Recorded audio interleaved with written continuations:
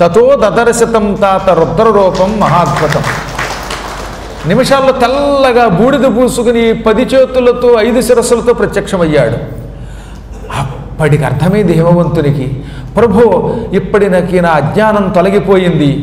శివుడివైనా కేశవుడివైనా హరివైనా హరుడవైనా నువ్వే. నేను తెల్లవారుజామున లేచి ప్రతిదినము శ్రీమన్నారాయణుణ్ణి పూజిస్తాను. నారాయణునికి సమర్పించిన సమస్త పూజాద్రవ్యాలు నీ శరీరం మీద కనబడ్డాయి. ఓరి పిచ్చివాడా, నేనే శివకేశవుల్నిరా అన్నట్టుగా నాకు కాసేపు కేశవుడి రూపంలో కనబడి అంతలో నేను అసలు రూపం ధరించి నన్ను నా కూతుర్ని అడగడానికి వచ్చావా? నా కూతుర్ని యాచించడానికి నా దగ్గరకు వచ్చావా? ఆది భిక్షువు నువ్వు కాదు కాదు, అందరినీ భిక్షువుల్ని చేసే మహాత్ముడివి నువ్వు. నిన్ను గ్రహించలేకపోయాం. దా నా కూతుర్ని ఇస్తానన్నట్ట. అంటూ ఉండగా ఆ భిక్షుకుడు అంతర్ధానం అయిపోయాడు. అప్పుడు ఆయన తల పట్టుకుని భగవంతుడు వచ్చి నేనే విష్ణువుని నేనే శివుణ్ణి నిరూపించిన ఆయనకి కూతుర్ని ఇవ్వలేకపోయాను. అజ్ఞానంలో పడి గెంటేశాను. అల్లుడు గారిని కాబోయే అల్లుడిని మెడబట్టు గెంటితే మళ్ళీ వస్తాడా, లేక అల్లుడా గిల్లుడా అంటాడా అనుకుని దుఃఖం చెందట. శివుడు మనల్ని వంచాడు అనుకున్నారు, పరీక్షించాడు అనుకోలేదట.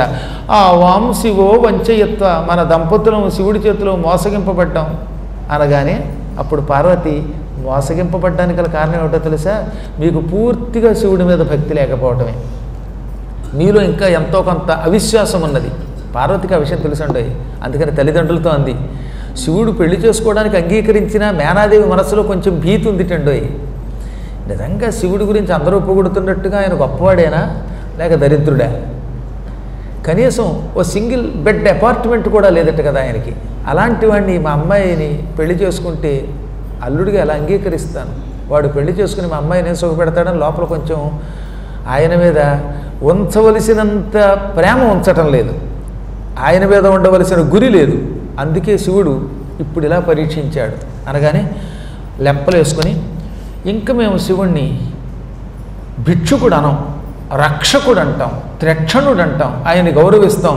అమ్మాయి నువ్వు చెప్పినట్టే మనస్ఫూర్తిగా శివుణ్ణి అల్లుడిని చేసుకుంటాం అన్నారు. ఈలోపు దేవతలకు ఒక అనుమానం వచ్చింది. ఈ హిమాలయ పర్వతం శివుణ్ణి అల్లుడిని చేసుకోబోతున్నాడు. అల్లుడిని చేసుకునే ముందు ఏం చేయాలి? కాళ్ళు కడగాలి. కన్యాదానం చేసే ముందు కాళ్ళు కడగాలి. సమస్త లోకేశ్వరుడైన శివుడికి కాళ్ళు కడిగినటువంటి వాడు తక్షణం ఆయన లోకానికి వెళ్ళి ముక్తి పొందుతాడని శాస్త్రం చెబుతున్నది. ఇప్పుడు రేపో మాపో పెళ్లి సంబంధం కుదిరాక ముహూర్తం పెడతారు. సుముహూర్తానికి శివుడు అక్కడికి కడతాడు. ఈయన ఏం చేస్తాడు? శివుడి కాళ్ళు కడుగుతాడు. కడగ్గానే ఏమవుతుంది? నా కాళ్ళు కడిగావు కనుక ఆ పుణ్యం వల్ల శాశ్వత మోక్షం పొందు అంటాడు శివుడు. అప్పుడు ఈ హిమాలయం కాస్త పైకి వెళ్ళిపోతాడు. అప్పుడు హిమాలయ పర్వతం లేకపోతే భూమి ఏమవుతుంది?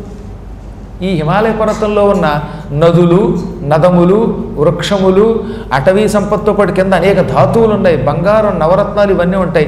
ఈ సంపదలన్నీ ప్రజలకు దక్కవు. అసలే మానవులు ఈ మధ్యకాలంలో నానాయాత్ర పడుతున్నారు దిక్కుమాలిన కరోనా వైరస్ లాంటి వైరస్ తోటి. ఆ టైములో ఉన్న రత్నాలు కూడా పోతే వీళ్ళు ఏమైపోతారు. కాబట్టి హిమవంతుణ్ణి ఎట్టి పరిస్థితుల్లోనూ కైలాసానికి వెళ్లకుండా చూడాలనుకున్నారట. వెంటనే వీళ్ళందరూ కలిసి హిమవంతుని దగ్గరకు వచ్చారు. హిమవాన్, నువ్వు పెద్ద పొరపాటు చేస్తున్నావు అన్నారట. వేళల్లో వాళ్ళకే బుర్ర తక్కువ, లేకపోతే ఇప్పుడు వాళ్ళు ఎంతో పూర్వం పార్వతీ పరమేశ్వరులు కళ్యాణం అవ్వాలి, కుమారస్వామి పుట్టాలన్నారా? ఇంతలోనే ఏం బుద్ధి వచ్చిందో కర్మయోగం, ఏ రోగం వచ్చిందో తెలియదు, వాళ్ళ బుద్ధి మారిందట. ఇదే శివమాయ. అందుకని హిమవంతుడి దగ్గరికి, మేనక దగ్గరికి వచ్చారు. అమ్మా మేనా, హిమవాన్, మేము చెప్పేది వినండి. శివుడికి కనుక మీ అమ్మాయిని ఇచ్చి పెళ్లి చేశారా మీ బతుకు ఎందుకు పనికి రాకుండా పోతుంది. మీ అమ్మాయిని సక్రమంగా చూడడం మాకు బాగా తెలుసు. కోపిష్ఠ అయిన, పాపిష్ఠ అయిన, డబ్బు లేనివాడు, మా మాట విరు. నువ్వు ఏమైనా సరే తిరస్కరించు, నీ భర్త కాదన్నా నువ్వైనా మా మాట విను అని బాగా ఎక్కేశారు. పరమదరిద్రుడు శివుడు అన్న భావన మళ్ళీ ఆవిడలో కలిగించి వాళ్ళు అక్కడి నుంచి అదృశ్యమైపోయారు. అదృశ్యమై స్వర్గానికి వెళ్ళగానే బృహస్పతి ఇంద్రుడిని పిలిచి, ఇంద్ర ఎంత వెర్రి పని చేసావు, అసలే మేనాదేవికి శివుడంటే నమ్మకం లేదు, దానికి తోడు నీ కర్మయోగం వల్ల ఇప్పుడు ఈ దేవతల్ని వెంట పెట్టుకుని శివ వ్యతిరేకమైన మాటలు చెప్పావు. ఆ మాటలు ఆవిడ చెవిన పడ్డాయి. ఆవిడ నమ్మిందా శివపార్వతుల కళ్యాణం ఆగిపోతుంది. ఆగిపోతే తారకాసురుణ్ణి చంపే కుమారుడు ఎలా పడతాడు, నీ బుద్ధిలా పాడైపోయింది ఏమిటన్నట్ట. అప్పుడు ఇంద్రుడు పశ్చాత్తాపడి, శివనింద చేశానా, శివుణ్ణి కాదన్నానా, ఎందుకు ఈ మాట నేను అన్నాను, దేవతల్ని వెంట పెట్టుకుని శివుడికి పార్వతినివ్వవద్దని నా వంటి వాడు హిమవంతుడికి చెప్పడమా? గురుదేవా, దీనికి ఏం కారణం అన్నట్ట. అప్పుడు బృహస్పతి చిరునవ్వు నవ్వి, ఒకప్పుడు నేను నీ సభకు వచ్చాను. అప్పుడు నువ్వు అహంకారంతో సభకి వచ్చిన నన్ను చూచి లేచి నిలబడక సింహాసనం మీద ఠీవిగా కూర్చున్నావు. నా కోసం ఎప్పుడూ ఒక ఆసనం ఉంటుందే, ఆ ఆసనంలో నీ కొడుకును కూర్చోబెట్టావు. అప్పుడు నేను కాసేపు సభలో నిలబడ్డాను. ఎప్పుడైనా గుర్తుపెట్టుకోండి, సభలోకి పెద్దలు వచ్చినప్పుడు ఒక సీట్ ఇవ్వాలి. నా బోటివాడు వచ్చాడు హఠాత్తుగా, మీరందరూ కూర్చున్నారు, ఒక్క క్షణమైనా లేచి కూర్చోండి అనాలి. ఆ తర్వాత ఎలాగో నేను పైకి వచ్చేస్తాను. కానీ అలా ఇవ్వకపోతే మహాపాపం అది. అందులో నా గురుస్థానంలో నీ కొడుకును కూర్చోబెట్టావు. వాడు నేను వస్తే లేవలేదు. అప్పుడు నువ్వేం చేయాలి? కుమారా, ఇది గురువు గారి ఆసనం రా, లే అనాలి. అలా అనలేదు, అహంకారంతో చూశావు. దాంతో నేను అలిగాను, నీవు శివద్రోహము చేసి తద్వారా ఇబ్బందులు పాలువుదువుగాక అని చెప్పించి అదృశ్యమైపోయాను. అందుకే నువ్వు ఇప్పుడు శివద్రోహం చేసావు, తారకాసుడి చేతిలో నడ్డి వెరగొట్టించుకున్నావు. రేపొద్దును కూడా కుమారస్వామితో తగాదాపడి కొన్ని చివాట్లు దెబ్బలు తింటావు అనగానే, గురుద్రోహం చేసిన నన్ను క్షమించలేరా? గురువులు అవ్యాజ కరుణామూర్తిలే, ఇలా చెప్పిస్తారా? నన్ను క్షమించండి అన్నాడు ఆయన. కుమారస్వామి మీదకి ముందు దండయాత్రకు ఎడతావు, ఆ తర్వాత నా అనుగ్రహం వల్ల నేనిచ్చిన శాపం తొలగిపోతుంది. అప్పుడు కుమారుడిని గుర్తుపెట్టి కాళ్ళు పట్టుకుని దేవసేనానిగా చేసుకుంటావు. దేవతలకి సేనాధిపతిగా చేసుకుని తద్వారా తారకాసురుణ్ణి సంహరించి విజయం పొందుతావు. నీ దోషం పోతుంది. శివకళ్యాణం చూడగానే గురువుగారిచ్చిన శాపం తొలగి కుమారస్వామికి కించిత్తు మాత్రమే అపచారం చేస్తావు, తర్వాత ఉపచారమే చేస్తావు. అపచారం కించిత్తు, ఆ తర్వాత ఉపచారమే చేసి ఆయనకి భక్తుడు అవుతావు అని శాపాన్ని క్రమరించాడు. మరి ఇప్పుడు ప్రస్తుతం ఏం చేయనన్నాడు ఆయన ఇంద్రుడు. ఒకసారి శివనింద చేశాక అది మహాపాపం అంటారు కదా, దానికి ప్రాయశ్చిత్తం ఏమిటంటే నిత్యం మందాకిని నదిలో స్నానం చెయ్యి. దేవలోకంలో మందాకిని అనే పేరుతో గంగా నది ప్రవహిస్తోంది. అందులో స్నానం చేసి ఆ నీళ్లు పట్టుకొచ్చి శివుడి మీద పోయి, శివుడికి మందాకిని జలం అంటే చాలా ఇష్టం, మందాకిని జలంతో శివలింగాన్ని అభిషేకించు, మందార పుష్పాలతో శివుణ్ణి పూజించు, ఇక నీకు శివనిందా దోషం పోతుందన్నాడు. అందుకనమాట ఏది మనకి పంచాక్షర స్తోత్రం ఒకటి ఉంటుంది. ఆ స్తోత్రంలో మందాకిని సలిల చందన చర్చితాయ నందీశ్వర ప్రమథనాథ మహేశ్వరాయ మందార ముఖ్య బహుపుష్ప సుపూజితాయ తస్మై మకారాయ నమః శివాయ. నమశివాయ అనే పంచాక్షరీ మంత్రంలో ఉన్న అక్షరాలు తీసుకుని తస్మై నకారాయ, తస్మై మకారాయ, తస్మై శికారాయ, తస్మై వకారాయ, తస్మై యకారాయ నమశివాయ అని ఆ 5 అక్షరాలు వచ్చేలాగా స్తోత్రం రాశారు. దానికి శివ పంచాక్షర స్తోత్రం అని పేరు. చాలా గొప్ప స్తోత్రం. అందులో మకారాయ అన్న చోట మందాకిని సలిల గంగానదీ జలము చేత నిరంతరం అభిషేకం అందుకునేవాడా. ఆ తర్వాత చందనాదులు పక్కన పెట్టారనుకోండి, చిట్ట చివరి మందార ముఖ్య బహుపుష్ప సుపూజితాయ. మందార పుష్పాలు మందాకిని జలం ఈ రెండు ఆయనకి అంత ఇష్టం అన్నమాట. మనం కూడా గంగాజలంతో శివుణ్ణి అభిషేకించి మందార పుష్పాలతో పూజిస్తే తెలిసి కానీ తెలియక కానీ దైవ నింద చేసినా మాతృపితృ నింద చేసినా ఆ దోషం తొలగిపోతుంది. మళ్ళీ గురు నిందా పాపం మాత్రం గురువుగారి కాళ్ళు పట్టుకుంటే తప్ప పోదట. మళ్ళీ గురువుగారిని తిట్టి ఇలాగ అభిషేకం చేస్తే పాపాలు పోవు. దేవతలను నిందించినా, తల్లిదండ్రులను నిందించినా, మహాత్ములను నిందించినా, పురాణములను నిందించినా పాప ప్రాయశ్చిత్తంగా శివుణ్ణి అభిషేకించి మందార పుష్పాలతో పూజిస్తే చాలు ఆ పాపం తొలగిపోతుంది. ఒక్క గురుద్రోహం మాత్రం మళ్ళీ గురువుగారినే కాళ్ళు గట్టిగా పట్టుకుని ఆయన్ని క్షమించమంటే ఆయన క్షమిస్తేనే పోతుంది. అందుకే గురుద్రోహమే చెయ్యొద్దన్నారు అసలు. ఇప్పుడు ఇంద్రుడు అలా ప్రాయశ్చిత్తంలో పడ్డాడు. ఇంకిక్కడ మేన భర్తని పిలిచి, ఏమండి ఇందాక ఎవరో వచ్చారు, వాళ్ళెవరో ఏమిటో చూశారా? వాళ్ళంతా శివుడికి మీ అమ్మాయిని ఇవ్వద్దంటున్నారు, శివుడు దౌర్భాగ్యుడు అంటున్నారు. నాకు అప్పటి నుంచి భయం పట్టుకుంది. నా మాట వినండి. ఎందుకండి ఎప్పుడు అనుమానంతో పనిచేయటం? ఒక్కళ్ళైనా శివుడి గురించి సక్రమంగా చెబుతున్నారా? ఎవడొస్తే వాడే శివుడికి ఇవ్వద్దంటున్నాడు. అలాంటి వాడిని చూస్తూ చూస్తూ బంగారం లాంటి మన అమ్మాయికి ఇచ్చి ఎలా పెళ్లి చేస్తాం? నమన్యసే వచోచేన్మే మరిష్యామి న సంశయః. మీరు కనుక శివుడికి మన అమ్మాయిని ఇచ్చి పెళ్లి చేశారంటే నేను చచ్చిపోతానంది ఆవిడ. నేను చచ్చిపోతా అదే మరిష్యామి అన్నది సుస్పష్టంగా. ఇంకెంతకంటే ఏం చెబుతాం?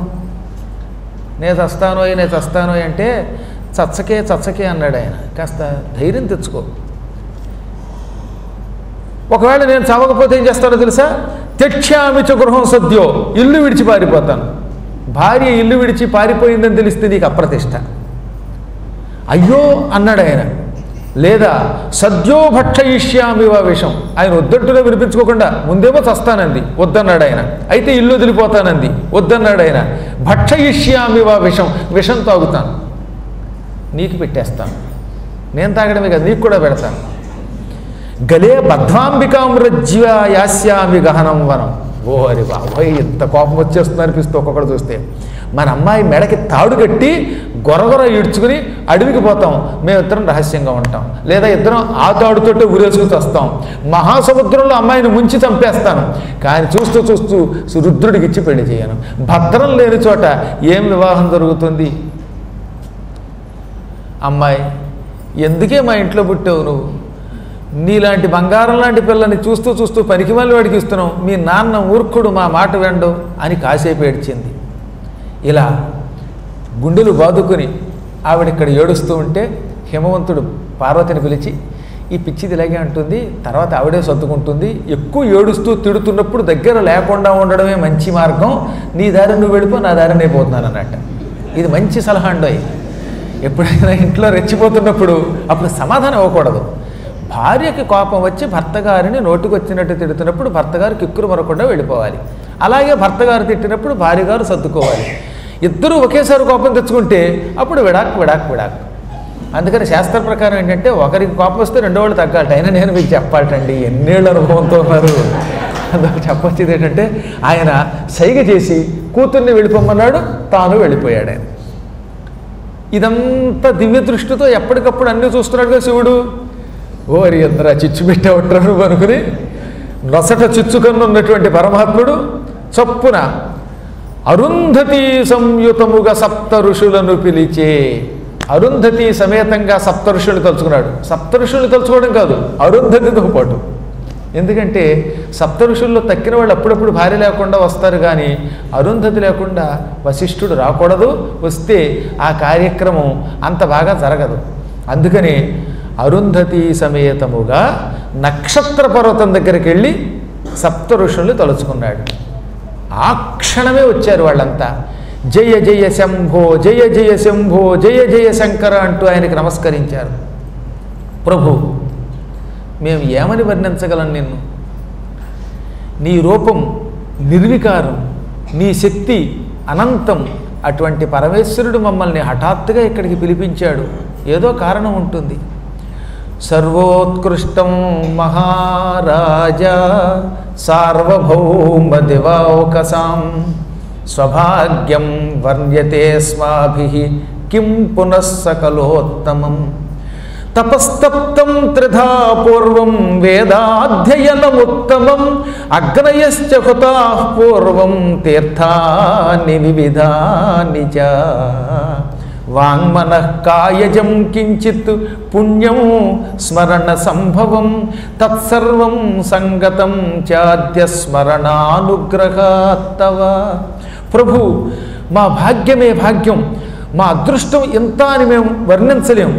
పూర్వం మేము శరీరంతో, వాక్కుతోటి, మనస్సుతోటి తపస్సు చేశాం, నిన్ను అర్చించాం, వేదాధ్యయనం చేశాం, అగ్నిహోత్రాలు వ్రేల్చాం, తీర్థయాత్రలు సేవించాం. ఆ పుణ్యం ఇవాళ ఫలించింది. తీర్థయాత్రలు ఎందుకు చేస్తారు? వేదములు ఎందుకు చదువుతారు? యజ్ఞములు ఎందుకు చేస్తారు? పరమేశ్వర సాక్షాత్కారం కోసం. ఆ పరమేశ్వరుడు మేమెప్పుడూ చేసిన పుణ్యం ఫలింపజేసి ఇన్నాళ్ళకి మాకు దర్శనమిచ్చాడు. నిన్ను నిరంతరం స్మరించే మహాయోగులం కంటే కూడా మేము గొప్ప యోగులం. నిన్ను నిరంతరం తలుచుకునేవాడు చాలా యోగులు ఉన్నారు. వాళ్ళకంటే మేము ఎందుకు అదృష్టవంతులం అంటే వాళ్ళు నిన్ను తలుచుకుంటూ ఉంటే నువ్వు మమ్మల్ని తలుచుకున్నావు. నిన్ను నిరంతరం తలుచుకునే మానవుడు కృతార్థుడు అవుతాడట. అటువంటిది నీ చేత మేము తలుచుకోబడితే ఇంకా మేము ఎంత కడతాం? నిన్ను స్మరిస్తే వాడు గొప్పవాడు అవుతాడు, కానీ నువ్వు మమ్మల్ని స్మరించావు రమ్మని. ఇది మా భాగ్యం, మేము చాలా గొప్పవాళ్ళం. పొట్టాడికి ఎత్తుగా ఉన్న పండు అందడం కష్టం, కానీ ఆ పండు అందితే పొట్టాడు అంతా ఆనందపడతాడు, నేను గట్టాడు అనుకుంటాడు. వామనస్య ఫలం యద్వత్.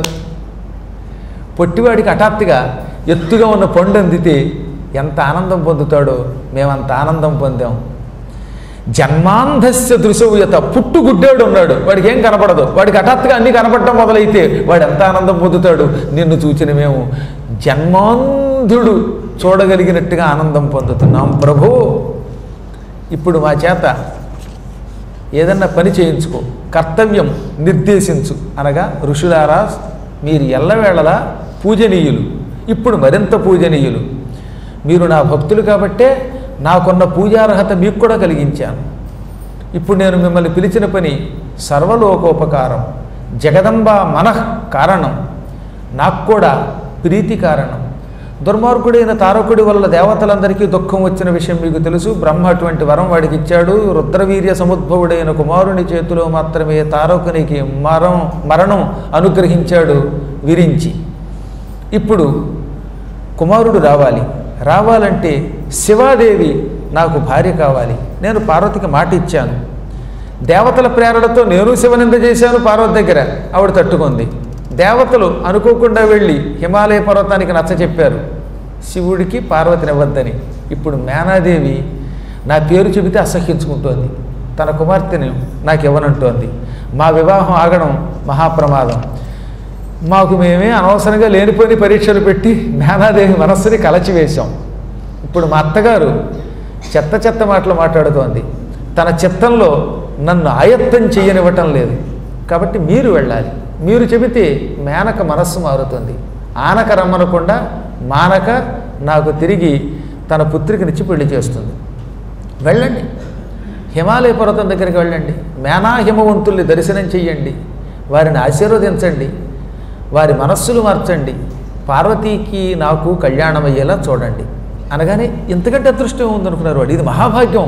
పార్వతీ పరమేశ్వరుల కళ్యాణానికి పెద్ద మనుషులుగా వెళ్ళడమా అనుకున్నారు.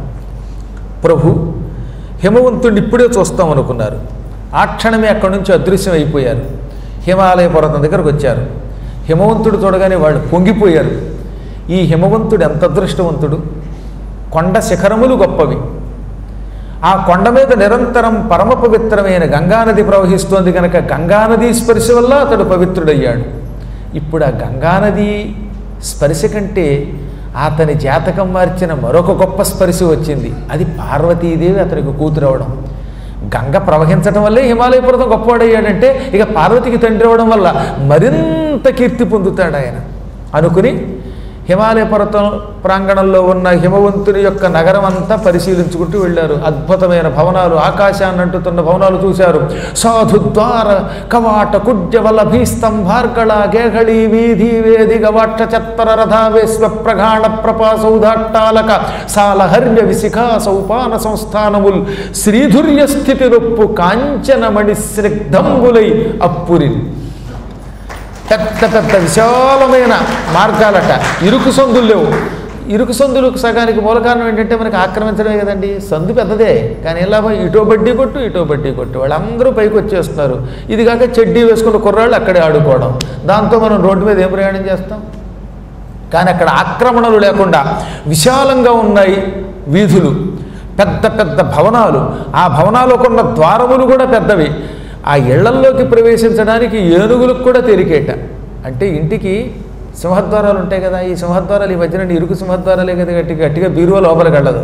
కానీ అక్కడ ఆ భవనములలోకి ఏనుగులు కూడా వరుసగా వెళ్ళగలుగుతాయి. అంత విశాలమైనటువంటి భవనములు, అంత విశాలమైన తలుపులతో, పెద్ద గోడలతో, ఎత్తైన కట్టడములతో 7 అంతస్తులు మొదలుకొని ఒక 60-70 అంతస్తులు ఉన్నటువంటి భవనాలు ఉన్నాయట అక్కడ. ఈ భవనాల్లో పై అంతస్తు మీద ఉన్నవాడు చంద్రుడిని కూడా తొడవగలుగుతాడు. చంద్రుడు ఎక్కడో ఆకాశంలో ఉంటాడే, అటువంటి చంద్రుణ్ణి పై అంతస్తులో ఉన్న స్త్రీ తన చెంగుతో తొడవగలుగుతుంది. అంత ఎత్తున్నాయి ఆ భవనాలు. ఇంకా ఇవి కాకుండా ఏ ఇల్లు చూచినా పూర్తిగా సిమెంటుకు బదులుగా, రాళ్లకు బదులుగా, సున్నములకు బదులుగా నవరత్నములు తాపడం చేయబడి ఉన్నాయి. బంగారపు పూత పుయ్యబడి ఆ బంగారపు పూత మీద నవరత్నాలు తాపడం చేయబడి ఉన్నాయి. ఇళ్ల దగ్గర పెద్ద పెద్ద ఉద్యానాలు ఉన్నాయి. ఈ ఉద్యానాలలో రకరకాలైనటువంటి పుష్పాలు, ఫలాలు కనపడుతున్నాయి. మళ్ళీ ఉద్యానాల మధ్యలో స్విమ్మింగ్ పూల్స్ ఉన్నాయి, అందమైన పద్మాకరాలు ఉన్నాయి. ఆ శోభలన్నీ చూసుకుంటూ వెళ్ళారట. అప్పుడు అందులో ఒక ఋషి అన్నాడు, ఈ మానవులు స్వర్గం స్వర్గం అంటారు, ఈ హిమాలయ పర్వతం కంటే స్వర్గం ఎక్కడుంది?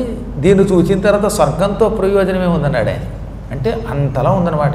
కిం స్వర్గేణ ప్రయోజనం, ఇంకా స్వర్గంతో మనకేం ప్రయోజనం ఉంది అనుకున్నారు వాళ్ళు. హిమాలయ పర్వతం యొక్క సౌభాగ్యం స్వర్గ సౌభాగ్యం కంటే గొప్పది అనుకుంటూ ఉండగా హిమవంతుడు దూరం నుంచే చూచాడు. మేనా, సప్త ఋషులు వస్తున్నారు. ఈ సప్త ఋషులు ఒక్కొక్కడు ఒక్కొక్క సూర్యుడిలో వెలుగుతాడు.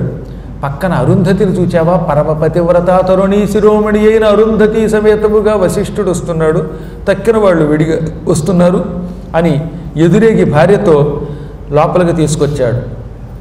తేజోమూర్తులారా, ఈరోజు నా జన్మ ధన్యమయ్యింది. ధన్యోహి కృతకృత్యోహం సఫలం జీవితం మమ లోకేషు దర్శనీయోహం బహుతీర్థ సమోమతః. నేను నిజంగా ధన్యాత్ముణ్ణి. నా జీవితం సఫలమయ్యింది. నా పనులన్నీ పూర్తయినట్టే. నా జీవితం ఇంకా చాలించినా పర్వాలేదు, ఎందుకంటే మీ దర్శనం అయ్యింది కనుక. ప్రజలు నన్ను తీర్థస్థలంగా, నదులకు నివాస స్థలంగా, అనేక శుభములకు ఆలవాలంగా వర్ణిస్తారు. హిమాలయ పర్వతం దగ్గరికి వెడితే చాలు తరిస్తాం, గంగ ఉంది, తీర్థస్థలాలు ఉన్నాయి, అనేక శుభాలు ఉన్నాయి అంటారు. అంటే నేను తీర్థ నిలయుణ్ణి. కానీ ఎన్నాళ్ళు నిజంగా తీర్థ నిలయుణ్ణి అవునో కాదో తెలియదు. మీరు అడుగు పెట్టడంతో నా శిరస్సే తీర్థం అయిపోయింది అన్నాడు. మహాత్ముల పాదధూళి ఇంట్లో పెడితే ఆ ఇల్లు తీర్థస్థలం అవుతుంది. అందుకే పెద్దల్ని ఇంటికి పిలిపించి మా ఇంట్లో తిరగండి అంటారు. ఎవరైనా మన ఇంటికి వస్తే బయటే కాళ్ళు కడుక్కోమని వాళ్ళకి నీళ్ళు ఇచ్చి వాళ్ళు కాళ్ళు కడుక్కున్నాక అప్పుడు లోపలికి తీసుకెళ్ళాలి.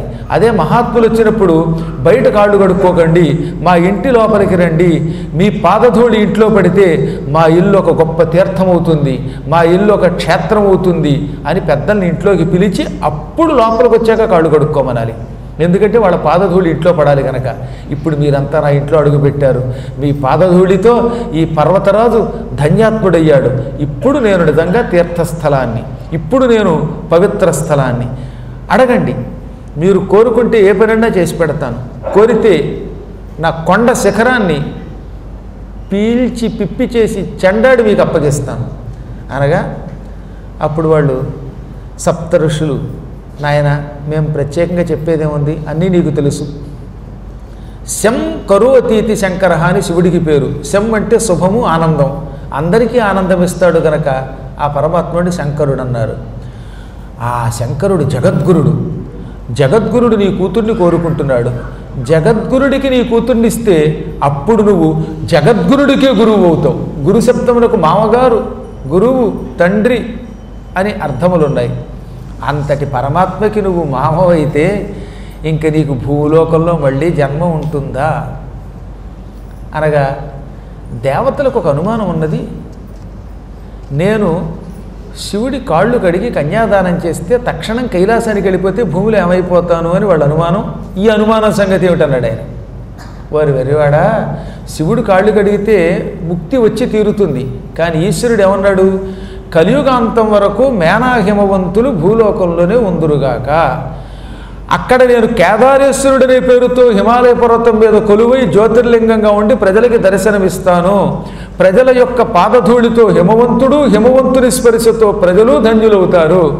కలియుగాంతం అయ్యాకే ఈ మేనా హిమవంతులు శాశ్వత ముక్తి పొందుతారు. రాబోయే కాలంలో మరొకడు హిమవంతుడిగా పుడతాడని వరమిచ్చాడు. కాబట్టి నువ్వేమీ ఈ క్షణమే కైలాసానికి పోవు, ప్రజలకు ఏమీ నష్టం లేదు. ఇదిగో పద్మాకర్ గారు ఈ సంవత్సరం వచ్చినప్పుడు నువ్వు మళ్ళీ ఇక్కడే దర్శనమిస్తావు ఆయనకి. అందువల్ల నిశ్చింతగా నీ కుమార్తెనిచ్చి పెళ్లి చెయ్యి అనగా, మరి మా ఆవిడ సంగతి ఏం చేయనండి, ఆమె ఇప్పుడు ఇక్కడ లేదు, మిమ్మల్ని ఆహ్వానించడానికి నాతో పాటు రమ్మన్నాను. మేనా, సప్త ఋషులు వస్తున్నారు, వాళ్ళకి స్వాగతం చెబుదాం అనగానే ఆవిడ నా మాట వినకుండా కోపగారమగాత్సాహి సుతప్త మలినాంబర కోపగృహంలో ప్రవేశించింది. పూర్వం ఆడవాళ్ళకి కోపం వస్తే భర్త మీద వెలిగితే ఓ స్పెషల్ ఇంట్లోకి వెళ్ళేవారు అన్నమాట.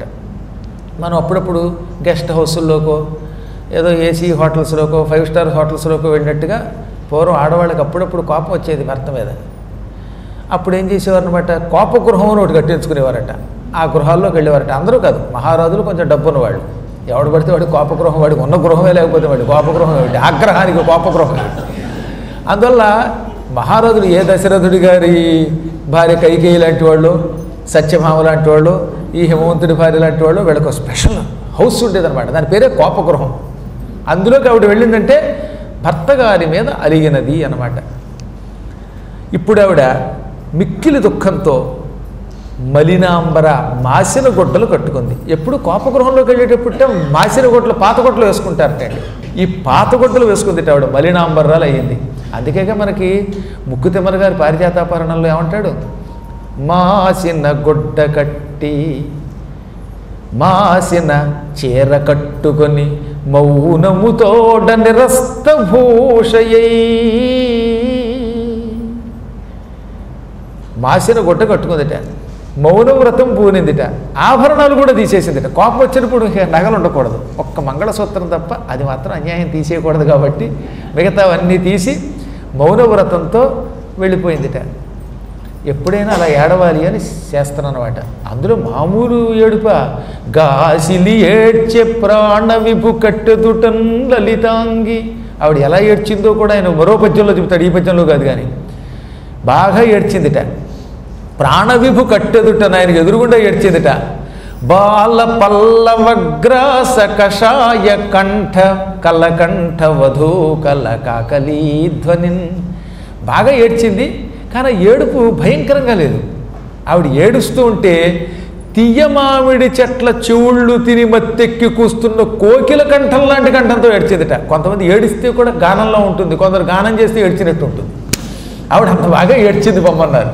నిజంగా మొన్న ఒక ఆవిడ పాడింది మా ఇంటికి వచ్చి, ఎందుకమ్మా ఏడుస్తున్నావు అన్నాను. అదేంటి గురుగారు నన్ను అవమానిస్తున్నారండి ఆవిడ.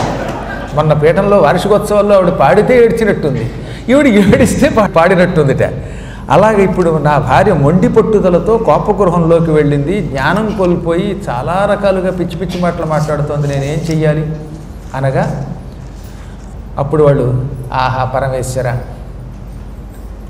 నీ లీలలే లీలలు, ఆవిడ పక్కన ఏడిపిస్తావు, మళ్ళీ ఆ ఏడుపు మాని ఆవిడ సరైన మార్గంలోకి రావడానికి రాయబారంగానూ పంపుతావు, పరీక్షించేది నీవే, మళ్ళీ ఆ పరీక్ష రోజు బయటికి తీసుకొచ్చేది నువ్వే అనుకుని అప్పుడు సప్త ఋషులు ఏం చేద్దామన్నట్టుగా చూశారు. వశిష్ఠుడికే చూశారు, వశిష్ఠుడు అరుంధతికే చూశాడు. అరుంధతి నిన్నెందుకు తీసుకొచ్చారు కూడా, ఆ కోపగృహంలోకి వెళ్ళి ఏడుస్తున్నావని ఇక్కడికి తీసుకురా. ఎందుకంటే కోపగృహంలోకి భర్త తప్ప పరాయి పురుషులు వెళ్ళకూడదు శాస్త్ర ప్రకారంగా, కానీ స్త్రీ వెళ్ళొచ్చు అనగానే అరుంధతి పార్వతిని వెంట పెట్టుకుని మేనకాదేవి ఉన్న కోపగృహం ఎటు ఉంది అని అడిగితే ఇదిగో ఇలా ఇలా చూపించిందిట. ఇన్బోర్ట్ ఉంటుంది అక్కడికి వెళ్ళిందనమాట. లోపల కటిక చీకట్లో నేల మీద పడుకుని నా కూతురు భవిష్యత్తు ఏమైపోతుందో అని గుండె బాదుకు ఏడుస్తున్న మన పర్వతరాజు గారి యొక్క భార్యని వాళ్ళు చూశారు. అప్పుడు అరుంధతి, ఉత్తిష్ట మేనకే సాధ్వి త్వద్గృహేహమరుంధతి ఆగత మునయశ్చాపి సప్తాయాత కృపాలవ. అమ్మా మేనక లే, ఇలా కటిక చీకటి గృహంలో కోపగృహంలో పడుకుని ఏడవడం నీకు లాభం లేదు, దానివల్ల ఏ లాభము లేదు, నీకు అది ధర్మం కూడా కాదు.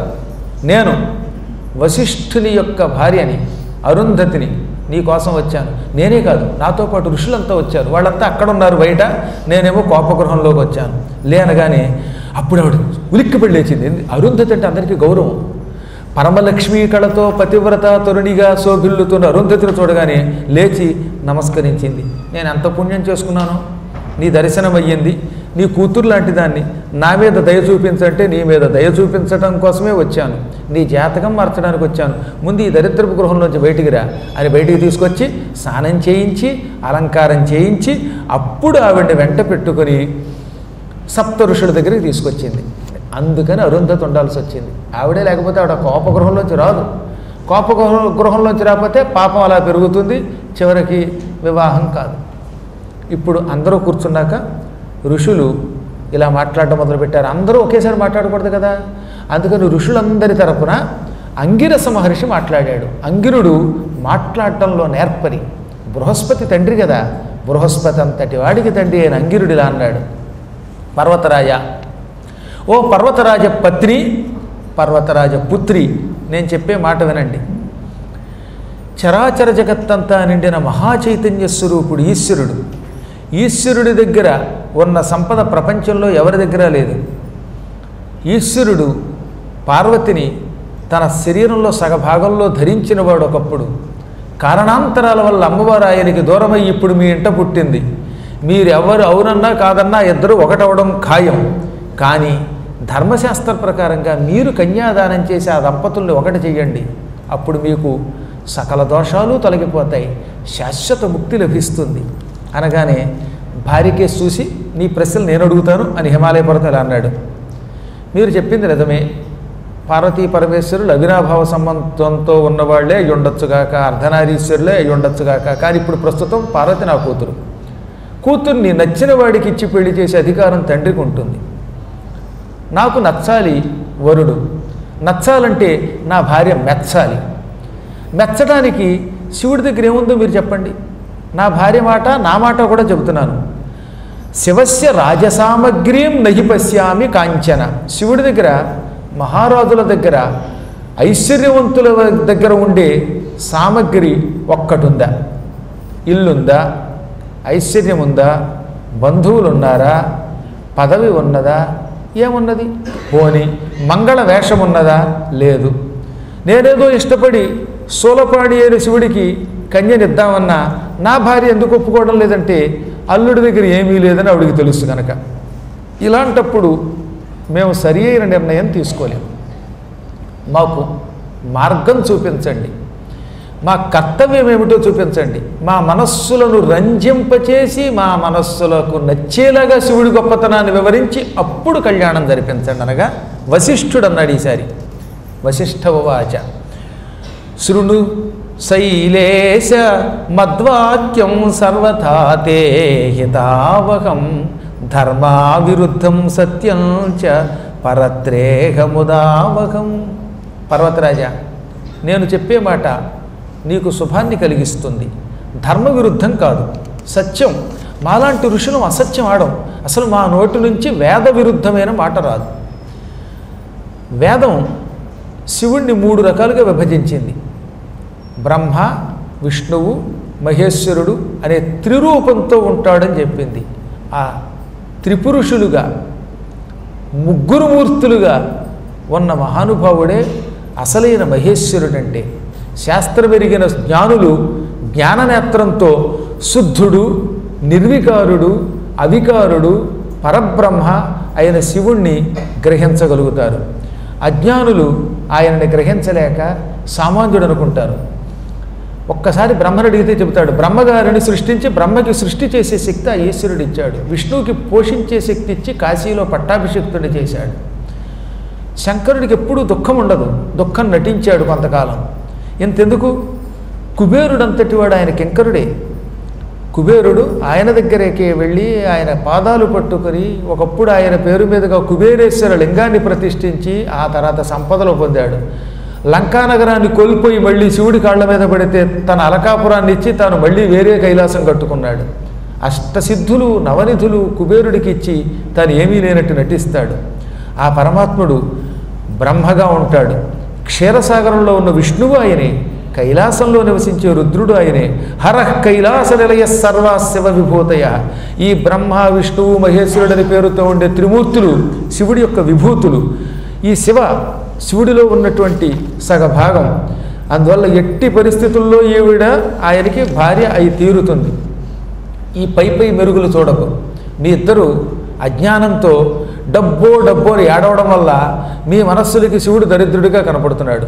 ఒక్కసారి కళ్ళు మూసుకుని శివుడు మహైశ్వర్య సంపన్నుడు అనుకుంటే ఆయన ఐశ్వర్యంతో కనపడతాడు.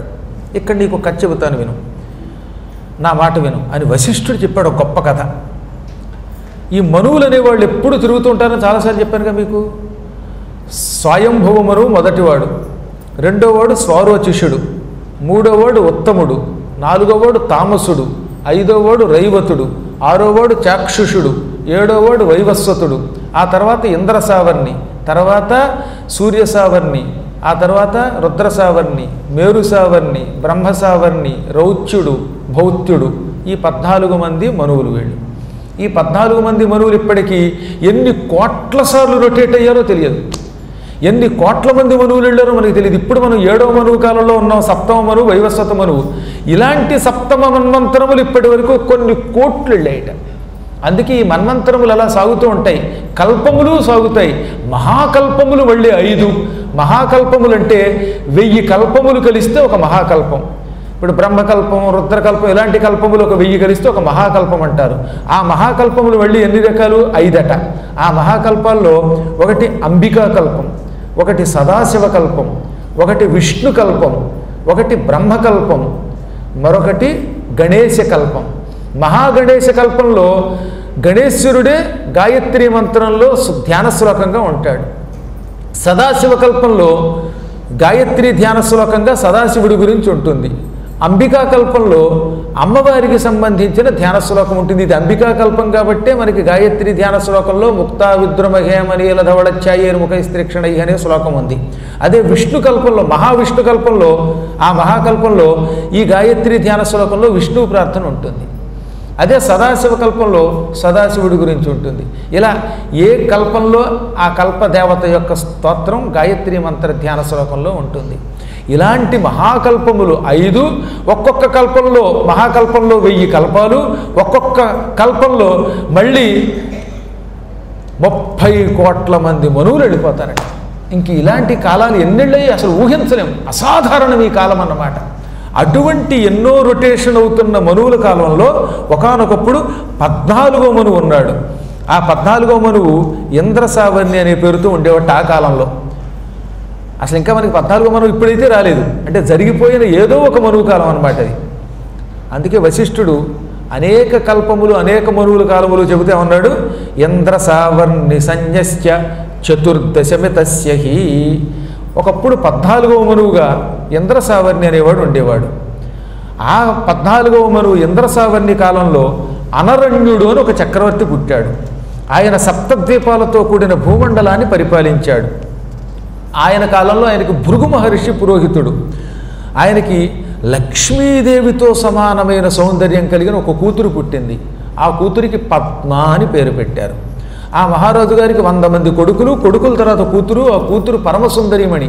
ఆ అనరణ్య మహారాజు గారికి కూతురు అంటే పెచ్చ, కొడుకులు 100 మంది కంటే కుమార్తె మీదే ఎక్కువ ప్రేమ ఆయనకి.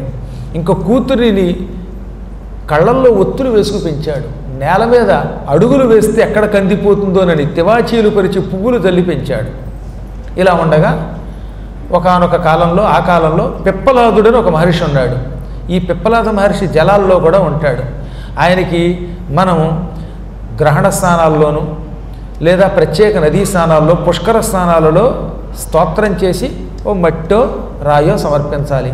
పిప్పలాదాత్ సముత్పన్నే కృత్యే లోకభయంకరి పాషాణంచ మయాదత్తం లేదా మృత్పిండంచ మయాదత్తం ఆహారార్థం ప్రకల్ప్యతాం అని ఇంత మట్టో రాయో వేసి అప్పుడు స్నానం చేయాలి. ఇంత జలానికే అధిష్టాన దేవత అయిన పిప్పలాద మహర్షి ఆ కాలంలో తపస్సు చేసుకుంటూ ఉండేవాడు. అలా తపస్సు చేస్తూ ముసలాడైపోయాట పిప్పలాదుడు. బాగా గడ్డాలు మేసాలు పెరిగిపోయి, నెరిసిపోయి, వణికిపోతూ బాగా ముసలాడైపోయాడు. ఓవర్ రిటైర్డ్ అయిపోయాడు అనమాట. ఎంత వృద్ధుడైపోయిన ఆయన ఒకనాడు తన ఆశ్రమం దగ్గర ఉన్న నదిలో స్నానం చేయడానికి వెళ్ళాడు. అందులో స్నానం చేశాక జపం చేసుకునేవాడు ఆయన. అలాగే స్నానానికి వెళ్ళాడు. తీరా చూస్తే ఆ నదీ తీరంలో ఓ గంధర్వుడు 1000 మంది భార్యలతో జలక్రీడలు ఆడుతున్నట్ట. ఆ గంధర్వుడు తన భార్యల మీద నీళ్లు చల్లుతూ వాళ్ళతో ఆటలాడుతూ పాడుతూ జలకాలాటలలో అనుకుంటున్నాడు. ఈ ముసలాయనకి మనస్సు చెదిరిపోయింది. ఆహా, వీళ్ళు ఎంత అదృష్టవంతులు! పరమసుందరుడైన ఈ గంధర్వుడు అప్సరసలను మించిన ఈ స్త్రీలతో జలక్రీడలు ఆడుతున్నాడు. నేనే ఏళ్ల తరబడి తపస్సు చేసి ముసలాడైపోయాను. ఎంత తపస్సు చేస్తేనే జీవితంలో ఒక అందమైన భార్య లేకపోతే జీవితంలో కాముకుడు కానివాడు మోక్షగామిగాడు అంటారు, కామిగాక మోక్షగామిగాడు అన్నారే అని బాధపడిపోయాడు. అతి కష్టం మీద స్నానం చేసి ఆశ్రమానికి వచ్చాడు కానీ ఇంక ఈ ముసలాయన మనసు జపం మీదకి వెళ్ళలేదు. అనుక్షణం ఆయనకి ఆ గంధర్వుడు స్త్రీలే కనబడ్డారు. చేతిలోకి నీళ్లు తీసుకుని ఆచమ్య అందం అంటే అందులో అందగత్తి కనబడ్డం మొదలెట్టింది. ఇంకేముంది, ఆయన జపం మానేశాడు. నాకు సరి అయిన భార్య ఎక్కడ దొరుకుతుంది, ఒకవేళ మంచి అమ్మాయిని చూసినా ఈ ముసలాడికి చూస్తూ చూస్తూ ఎవరైనా అందగత్తినిచ్చి పెళ్లి చేస్తారా అని బెంగ పెట్టుకున్నాడు. అందుకని ఈ ఆశ్రమం వదిలితే మనస్సు నిగ్రహింపబడుతుందేమో, స్థలం మారితే అంటే ఉన్న ఆశ్రమం విడిచిపెట్టి కొత్త ఆశ్రమానికి వెడితే ఇంద్రియ నిగ్రహం వస్తుంది అనుకున్నట్ట. ఇంద్రియ నిగ్రహానికి స్థలాలు కాదు మారడం, మనస్సు మారాలి. అయినా పాపం ఈయన ఈ ఆశ్రమం వదిలి పుష్పభద్రా నదిలో స్నానం చేయడానికి వెళ్ళి అక్కడ ఆశ్రమం కట్టుకున్నాడు. ఇక్కడికి వస్తే మనస్సు మారుతుందని పుష్పభద్రా నదీ తీరంలో ఆశ్రమం కట్టుకుని ఒక రోజున సంకల్పం చెప్పుకొని స్నానం చేయడానికి వెడుతూ ఉంటే అదే నదిలో స్నానం చేస్తున్న అనరణ్యుడి కూతురు పద్మ కనపడింది. ఈయన మనసు మళ్ళీ చెదిరిపోయింది. ఆ కన్యామణి పక్కనున్న చెలికత్తెల్ని ఎవరీవిడా కేయం కన్యా ఎవరీమే అని అడిగాడు. మన మహారాజు సప్తద్వీపాలతో కూడిన ఈ భూమండలాన్ని పరిపాలిస్తున్న అనరణ్యుని కూతురు పద్మ అన్నారట వాళ్ళు. అప్పుడు ఆయన వెంటనే ఈ అమ్మాయి తండ్రి ఎక్కడున్నాడు అంటే అక్కడెక్కడో ఉన్నాడండి అన్నారట. వెంటనే రాజుగారి దగ్గరికి వెళ్ళాడు. మహారాజా ఎలారా అన్నట్ట. ఈయనంటే అందరికీ తెలుసు మహాతపస్యాలి అని. అందుకని ఆయన చేతులు కట్టుకొచ్చి మహారాజు అనే ఒకానొక అధైర్యం ఒకానొక అహంకారం విడిచిపెట్టి మీ కాళ్ళు పట్టుకుంటున్నాను, మీరు కోపంతో పిలవకండి, నేను మహారాజుని కాదు మీ సేవకుణ్ణి. మహారాజ గర్వం మీ దగ్గర చూపిస్తే మీరు మీ తపశ్శక్తితో భస్మం చేయగలరని నాకు తెలుసు. మీ గురించి చాలా విన్నాను. పిప్పలాద మహర్షి తలుచుకుంటే సృష్టి తల్లకిందులు అవుతుందని తెలుసు. అందువల్ల గట్టిగా పిలవక మెల్లగా పిలవండి, నేను మీ దాసుణ్ణి, ఏం కోరితే చేస్తానన్నాడు. నేనేం చెప్పినా చేస్తావా? చేస్తానండి అన్నాడు. అది అక్కడ స్నానం చేస్తున్న నీ కూతురు పద్మని పట్టుకొచ్చి నాకు ఇచ్చి పెళ్లి చేయన్నాడు ఆయన. ఈయన ఒక్కసారి గజగజలాడిపోయాడు. చావడానికి సిద్ధంగా ఉన్న ఈ ముసలాడేమిటి, ఇంకా 16 ఏళ్ళు కూడా రాని నా కుమార్తె ఏమిటి, ఈ కుమార్తెని వీడికిచ్చేలా పెళ్లి చేస్తానరా బాబు అనుకున్నట్ట. అయ్యగారండి అనబోతుంటే అయ్యా లేదు గియ్యా లేదు, నోరు మొయ్యి, చెప్పిన పని చెయ్యి. అన్యథా భస్మసాత్ సర్వం కరిష్యామి క్షణేనచ. మారు మాట్లాడావంటే నిన్ను, నీ పరివారాన్ని, రాజ్యాన్ని, భూమండలం మొత్తం భస్మం చేస్తానేమనుకుంటావో. తీసుకున్నా నీళ్లు, కమండలంలో ఉన్న నీళ్లు చేతిలోకి తీసుకోమంటావా? తీసుకున్నానా? జల్లుతా నీ మీద, నీ రాజ్యం మీద, నీ మీద, నీ రాజ్యం మీద నా నీళ్లు జల్లానా ఆ తర్వాత నీకు నీళ్లు వదిలి కూడా ఒక్కడు ఉండడు, నువ్వు బూడిదైపోతావు అనగానే ఆయన వణికిపోయి వెంటనే కులపురోహితుడిని గర్గాచార్యుడిని పిలిచాడు. గర్గాచార్య ఇది ఎక్కడ గొడవండి, ఈ ముసలివాడుకు వచ్చి నన్ను బెదిరిస్తున్నాడంటే, నాయన ఆయన చాలా శక్తివంతుడు, ఎందుకు వచ్చింది ఆయనకి ఇచ్చి పెళ్లి చేసి నీ కూతుర్ని, లేకపోతే నీ రాజ్యంతో పాటు భూమి అంతా నాశనం అయిపోతుంది, ఆయన శక్తి నాకు తెలుసు, భగవంతుడి నిర్ణయం ఇది, చేసేయి అన్నట్ట. పాపం ఆయన తప్పనిసరి పరిస్థితుల్లో భార్యని పిలిచి ఈ ముసలాడికి కన్యాదానం చేశాడు. ఇష్టం లేకపోయినా పెళ్లి జరిగిందో లేదో ఆ రాజుగారి భార్య గుండెకి చచ్చిపోయింది.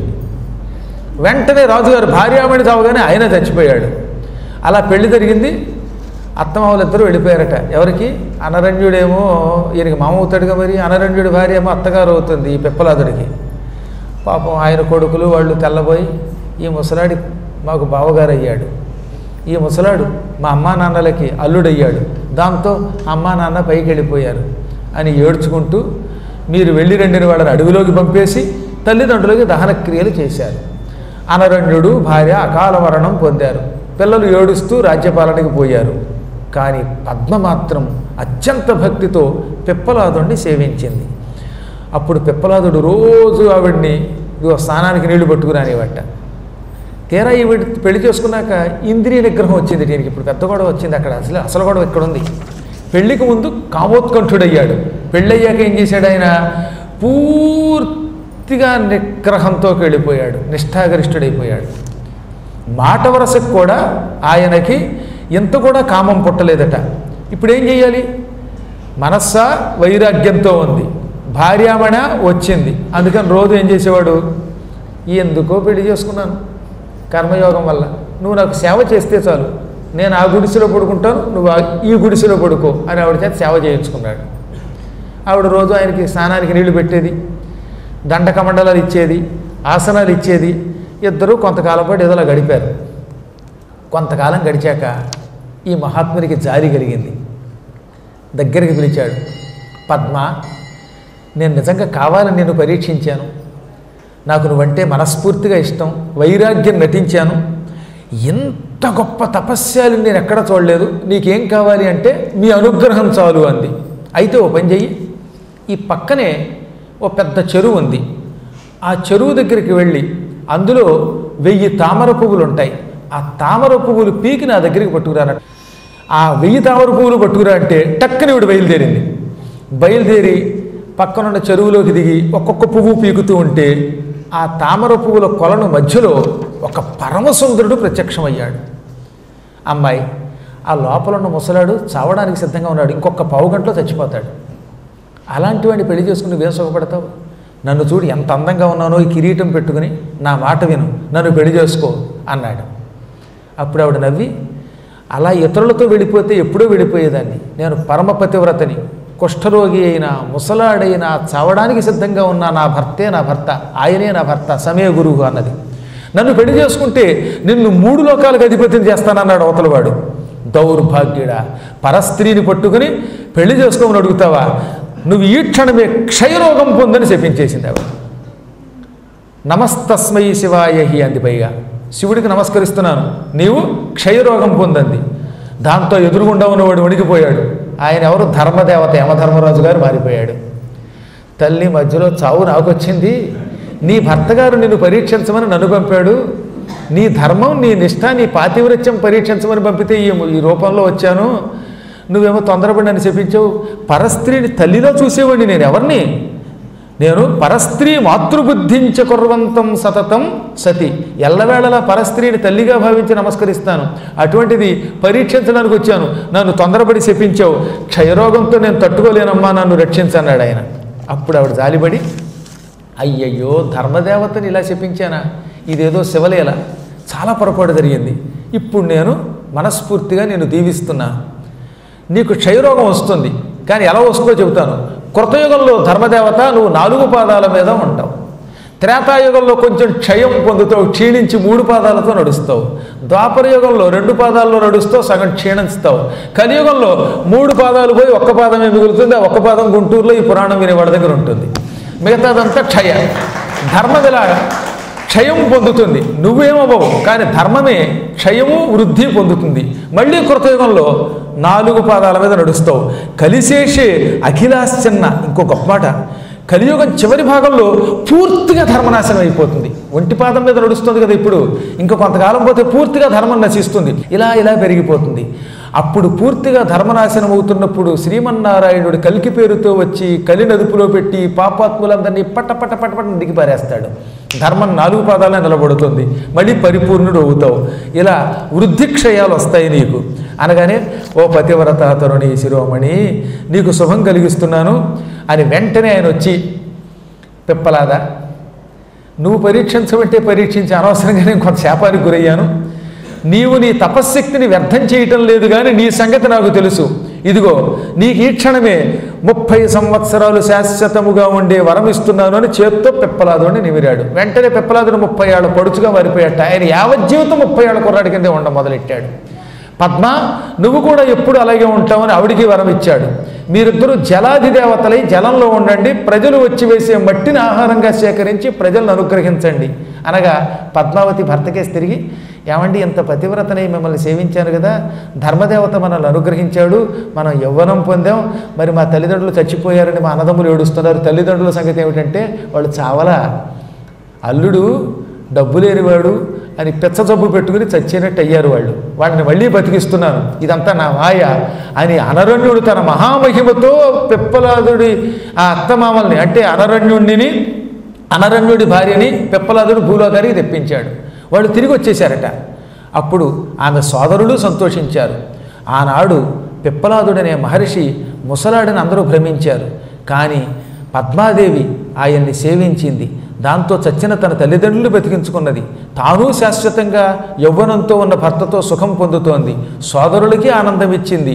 ధర్మదేవతని అదుపులో పెట్టగలిగింది. ఇదిగో నీ కూతురు పార్వతి కూడా పద్మ లాంటిది, చాలా గొప్పది. ఈశ్వరుడు లాంటి వాడిని పట్టుకుంటుంది. ఈశ్వరుడికి ఈశ్వరత్వం ఇచ్చేవిడ. కాబట్టి తొందరపడి ఆయనకి డబ్బు లేదనుకోకు. ముసలాడని ఆ రాజుగారు ఏడ్చినట్టుగా మీరు ఏడవకండి.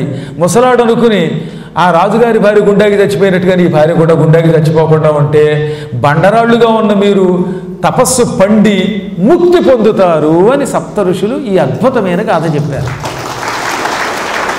ఈ గాథ ఎందుకు చెప్పానంటే ఇది గురువారం నాడు చెప్పారట వాళ్ళు. గురువారం నాడు ఈ కథ విన్నటువంటి వాళ్ళు సంపూర్ణంగా గురు కటాక్షం పొందుతారు. కుటుంబ వృద్ధి, ధనధాన్య వృద్ధి, ఆనంద వృద్ధి, చివరిన ముక్తి లభిస్తాయి. మీ అందరికీ ఈశ్వరానుగ్రహంతో ముక్తి లభించుగాక.